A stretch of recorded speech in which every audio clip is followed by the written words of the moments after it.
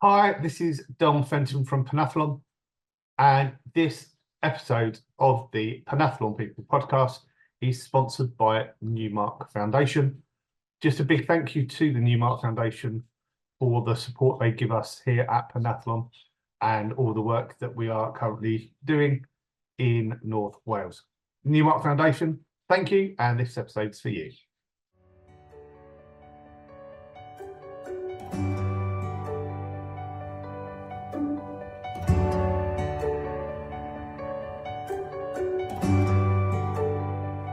Panathlon, I'm in.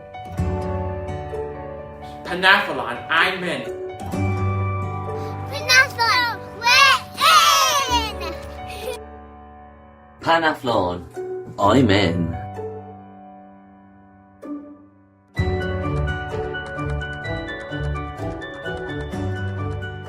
Hi everyone, welcome back to the Panathlon People. I'm your host, Don Fenton, and I have my next guest.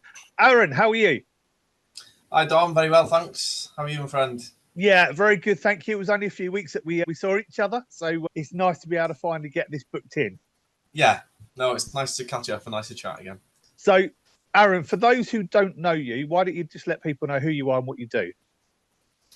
So, my name's Aaron Jones from North Wales, from an area called Llandudno in North Wales, and I work in a special needs school. We're the only sort of special needs school in the county, that's Conwy County. And part of my role in school is to organise sport, really, and organise physical activity opportunities. We're a school of knocking on for 300 students, so we're a large school, very unique place, but we work really hard as a school to get our students active and to get them enjoying sport, really. So I guess that brings us to this conversation today. Yeah, amazing. So how long have you been there, and what was it like, I suppose, before we connected and we started working together and the school started coming to some of our events?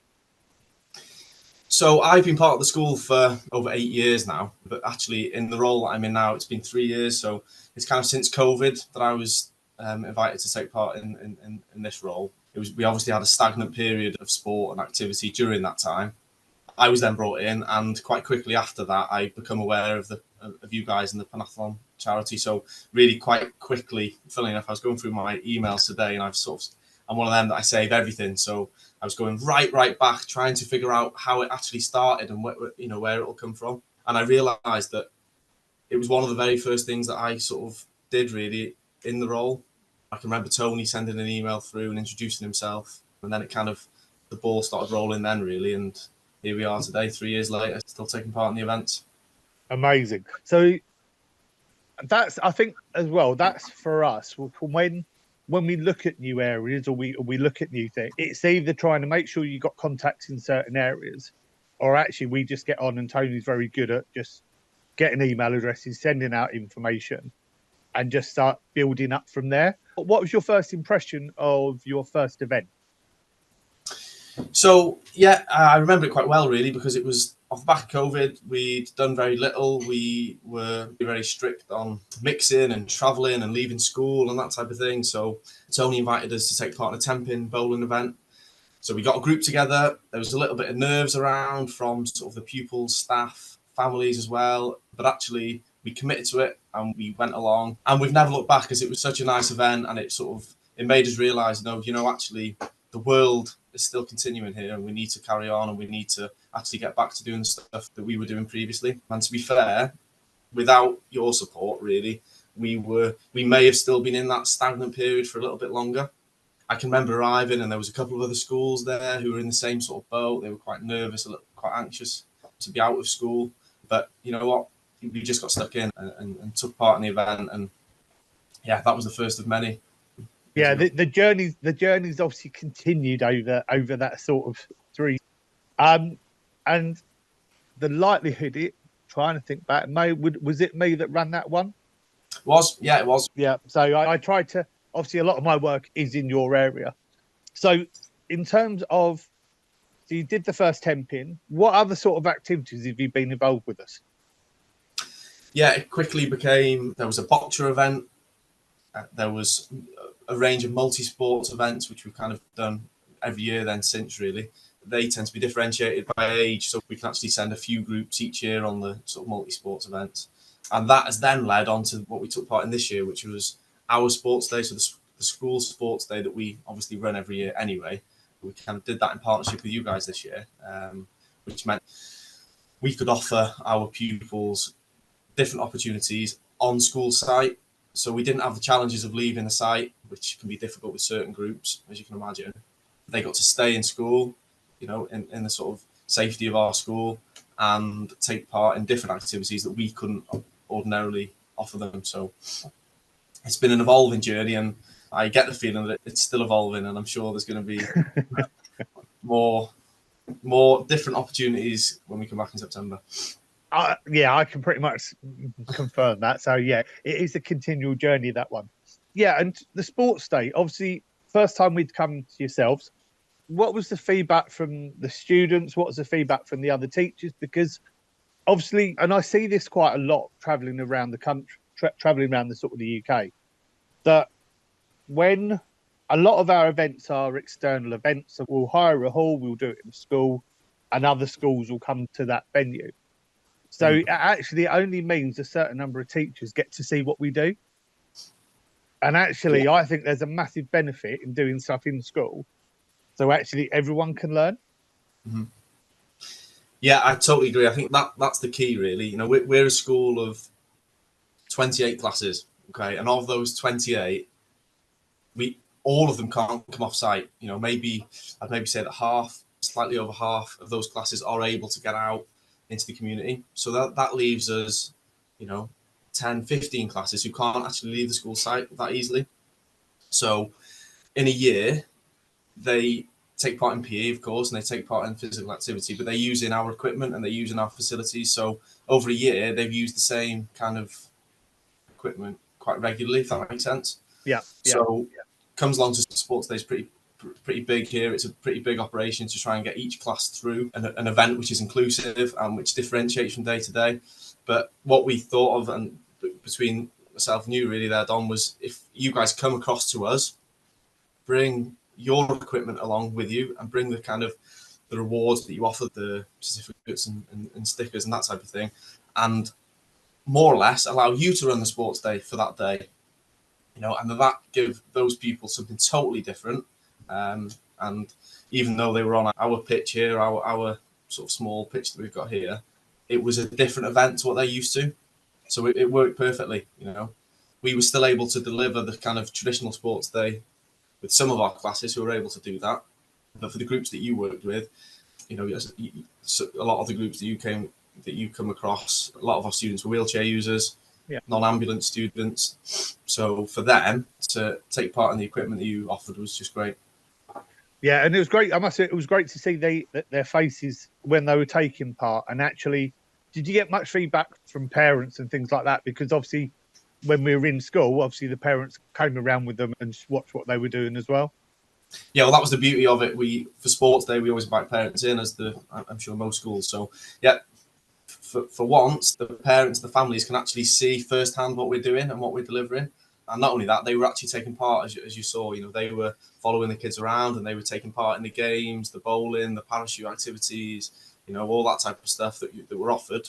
You know, and they were loving it, as you saw. You know, really, the feedback that I got, the best feedback I got was just seeing their faces during the activities, because they were all just really enjoying it. Yeah, and I think as well, it's, as you say, it's nice for staff to see.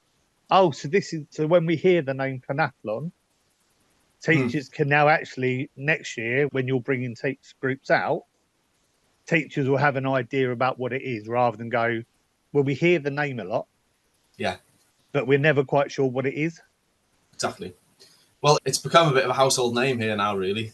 We take part in that many of your events that everybody's starting to become aware of it. And, you know, off the back of Sports Day, everybody was wearing stickers with the Panathlon badge on, and, you know, and it's just become part of what we do without even trying for that to be the case, Don, really. It's just sort of developed into this thing that, you know, it's a normal part of our school life.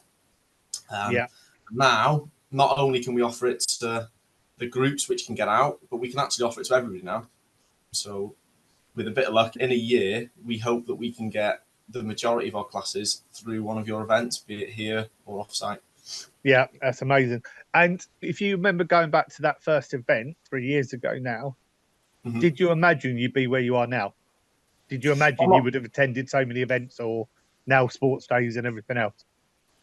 Not really. We kind of go by the motto here of we'll try anything, we're willing to give anything a go. And what we want to try and do is show our pupils what they can do, and not sort of remind them what they can't do. So we're always looking for different avenues, different events that we can go to and pull our students out of their comfort zone, challenge them and reward them at the end of it.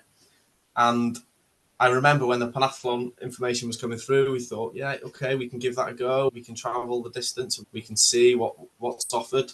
But quite quickly, you realise that this is something we need to commit to because it's so beneficial. And to touch on another element, really, and actually it's probably more important than any, what we've now got is a community within the SEN schools in North Wales, which we didn't have. Well, I say we didn't have. We did have previously, going back before COVID time. Yeah. Since COVID, we are now starting to build this community again. And I can guarantee when I come to an event with you guys, I know that there'll be other schools, other SEN schools from Wales there. And we know them now. I know the staff, the pupils are starting to get to know the pupils. And so their community is growing. I think that's amazing as far as I'm concerned. Yeah. And as I say, how important is it for them and for the school to be part of that sort of community and talk to other special schools? Because again, a lot of schools sometimes keep in isolation in terms of where they're at. How important is it for yourself in your role? How important do you think it is for the students, and how important do you think that is now? I think it's massive. I think back to when I was in school, a big part of my school life was mixing with other pupils from different schools and socialising with those kind of guys. It's not that easy for the pupils here, admittedly. It's not that easy, They come to Gogarth and we're a safe space, we're a familiar space for them. And outside of the walls of this school, it can be quite difficult probably to mix with other pupils in the area.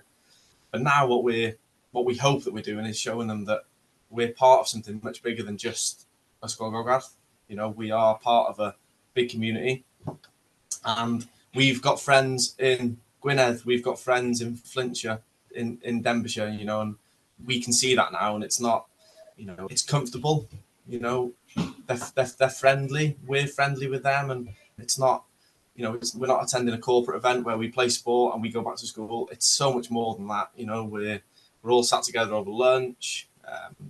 The pupils are recognising each other from previous events and they're chatting, they're mixing. The staff are doing the same thing, and it's just it's a lovely thing. We're sorry to sort of give you another element to that. We're learning from it as well, and the schools are now getting together, and we're trying to sort of organise events. So where previously it would only have been a Panathlon event that we'd have done that. We're now saying, well, actually, let's grow it even further and let's build that community. So we're working hard to do that as well. So yeah, it's all good. Yeah, and it just goes to show what can be done. Mm-hmm. It really can show what can be done. So in terms of, if you imagine the children coming to our events, what do you think the impact has been on them? And we talk about community, but we're talking about rewards, we're talking about the medals, we're talking about all of these sort of things. What impact do you think it has had on the children coming? And you've touched a little bit on staff and the school, but obviously a lot of what we do is to inspire these young people, to give these children the opportunity that they should have anyway. So what sort of impact do you think it's had on them? So there's always an excitement around an external visit. Whenever there's a trip, the kids are always that excited for that. So that's the first thing. They're kind of working towards that during the week, and they're looking forward to it. So you've got that. So that creates a buzz. We're challenging them in a way which we sometimes can't in school. Where we can challenge them in school, of course, but only to a certain level. And then afterwards, you've then got to look into the community and see what's out there to sort of push them further. So they're getting that element of challenge. Like I said previously, we're proving to them, look, you can do this. You can travel that distance and you can take part in an event, and it's something you can do rather than previously maybe would have thought they can't. So we're achieving that. Regarding the kind of the rewards and that type of thing, we know that they're going to leave with an award, but they don't know that. So there's an element of competition, there's an element of pushing themselves in order to achieve the awards and the medals and the certificates and the stickers that they come away with. And they're then proud when they leave because they've achieved something, they've achieved. And although it's not always a competitive event, there's sometimes an element of everybody's a winner, which is great. But for those pupils who are winning the medals, they do get that feeling of competition and they feel like they have achieved and they have won. So it's great, there's loads and loads. And I could probably keep going on and on of the positives that we're seeing from it, Yeah, and I think as well, obviously, when we're getting schools come out, it's great to be able to see, because as much as every child gets an award or gets a medal, gets a certificate, whatever that may be, there is that team goal, there is that coming together in different teams. And it's great to be able to notice that actually, they're cheering each other on, they're supporting each other. And I think that's something that becomes really beneficial for a lot of these young people, because a lot of them will struggle in certain circumstances to do that. But actually now they've been able to support each other and combine each other and cheer each other on, and they're happy for each other. Yeah, exactly. Yeah, it's like a healthy relationship with competition, isn't it? Because not only do you want to succeed yourself, but you want your classmate, your peer to succeed as well. If you're taking part in, I don't know, let's say a football competition or a badminton event or a tennis, it's competition. There has to be a winner, and it's quite difficult to avoid that. Whereas the events that you offer, the kind of activities that you offer, they're a little bit more, I don't know, friendly is the word. Yeah. In that they do bring people together and they encourage teamwork and they encourage communication and they encourage encouragement, really. It's all part of it. So they don't realize they're hitting these sort of objectives and these targets, but they are, as they're taking part in the games. Yeah, no, I completely agree on that one. Last couple of questions before I let you go. So in terms of, obviously, when we run events, where we can, we will try and have leaders, whether that's college students, whether that's corporate sponsors. How important is it, do you think, for us to have those leaders and for your young people to be able to communicate with different adults they've never met? Because again, they'll build that relationship with other people. How do you see that? It's going back to what we've said previously about building a community, I think, because ultimately the guys that we meet, the leaders that we meet on our events, they're people from within our community. They're often similar age to the kids that we bring along.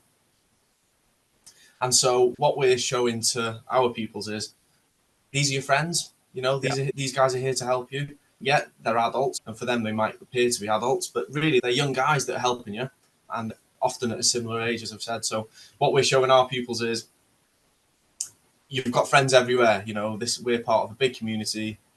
We're all here to help each other. And I think that message is always quite clear when we come along. To flip the coin on the other side, I think it's equally as important for your leaders to work with some of our students, because we're showing them this is a big community. There's lots of people in our community that you may not have met before, and there's reasons behind that. But we're giving them the skills to help, if that makes sense. And I'd like to think, and you'll know more than me, Don, but I'd like to think that while we're benefiting from that relationship of working with leaders, they're probably benefiting more. Yeah. Because they're learning such valuable life skills that they wouldn't ordinarily do. So bigger picture stuff, I'm mentioning community quite a lot, but that's something which I'm it's a bit of a buzzword for me in my work at the moment, and we're just building that, and it's just getting bigger and stronger. And, that's, as far as I'm concerned, all down to the stuff we do with you guys. Amazing. So last couple bits, what would you like to see in the future? If I could say, look, we're doing these, what else would you like to see in the future? It may come true, it may not. But if I could say to you, right, Aaron, you've got we've got the normal stuff. Anything else that you'd like to see in the future that we could then potentially take away and go, oh, okay, yeah, that might be something that we could do? Yeah, So this is my wish list now, Dom. So have you got a pen and paper there? Yeah, I'm ready. I'm ready for it. It's fine. It's being recorded, so there's evidence. No, there's one thing which, for me, I think us as a school would benefit from, and we have had this conversation before, and that'd be a swimming event. Right. Yeah. Get that noted down there, Dom. It's now. I've written it down. That's where my head went to just there. No, we've got a swimming program. Okay, the school have a quite a successful swimming program which starts in our pool in school here, and sees us visiting the local swimming pool, which is sort of a stone's throw away from the school building, really, which is great. But there is no competitive swimming involved in that at the moment. And we've got swimmers here who are strong swimmers and could compete. And so with that in mind, there's only so far we can push them.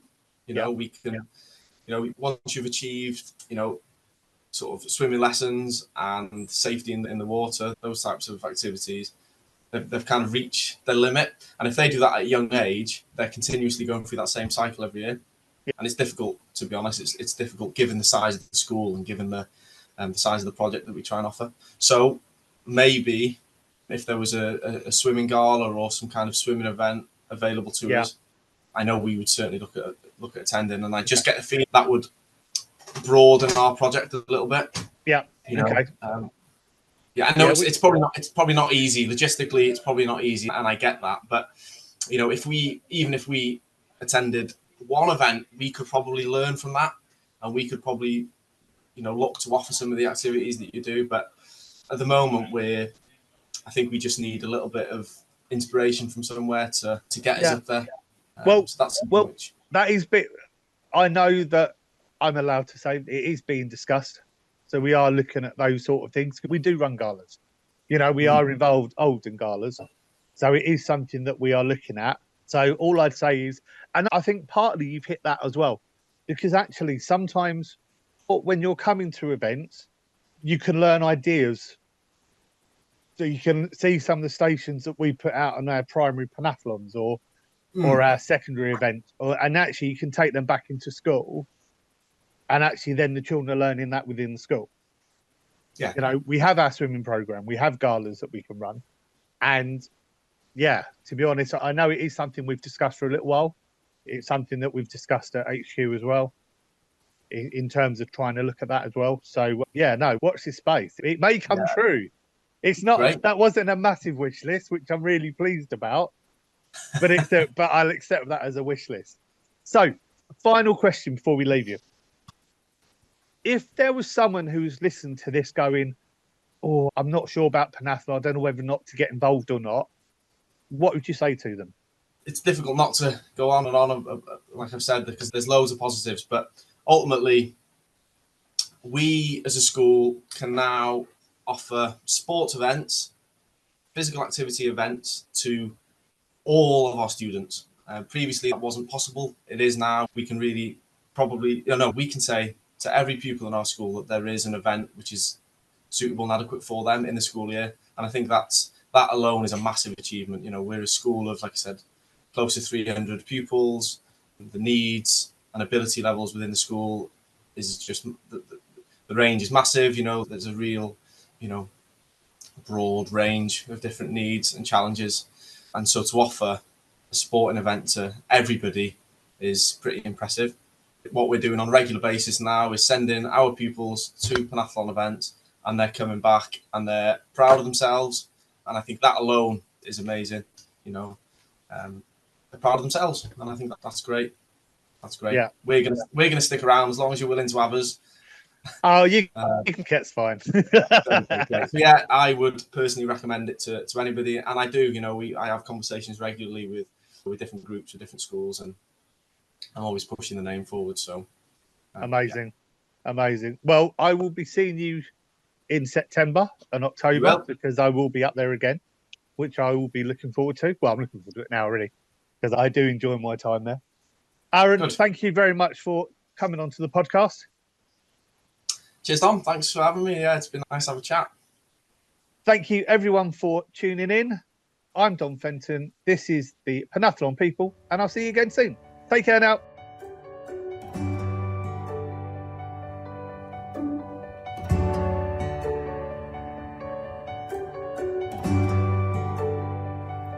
Panathlon, I'm in. Panathlon, I'm in. Panathlon, we're in! Panathlon, I'm in.